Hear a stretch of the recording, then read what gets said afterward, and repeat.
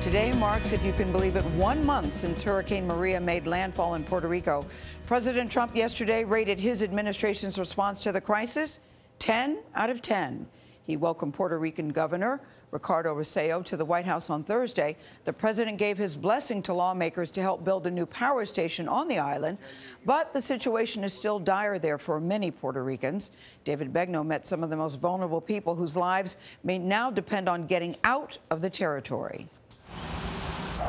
Carmelo Diaz has lived with amyotrophic lateral sclerosis, or ALS, for 29 years. The body of this former tennis player has failed around an otherwise healthy mind.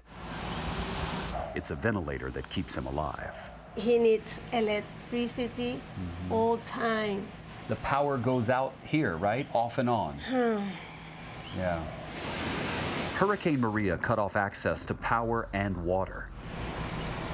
Diaz, who communicates through facial movements, tells his wife, Bede, he's afraid of dying if he stays here. I just spoke with a foundation in New Orleans that is ready to welcome you and has a place for you. There was no mistaking his emotion. It was one of his relatives who found help through Team Gleason, a foundation started by former New Orleans Saints player and current ALS patient, Steve Gleason. Are you ready to go? He say no, and he say yes. He's torn. That's a familiar feeling for many Puerto Ricans who've decided to leave. There is no official count on how many have evacuated since the storm, but Florida officials report more than 52,000 people have flown in from the island this month alone. Lizette Santiago is keeping track of which neighbors are leaving. This house, this house, this house. Her husband, Jesus Garce Soto, is battling stage 4 ureteral cancer. Why do you want to leave? Why? Because I want a better way of life. We first met him 2 weeks ago. Please help my people. Please help the patients. Their pleas have been heard. The American Cancer Society has evacuated about a dozen patients on charter planes and is now making arrangements to do the same for Garce Soto. It is an issue of life and death. Dr. Lillian Santos oversees ACS operations in Puerto Rico. The people should have a choice and the option of getting the best standard of care. And if the choice is in the States, we're going to do everything to make that happen.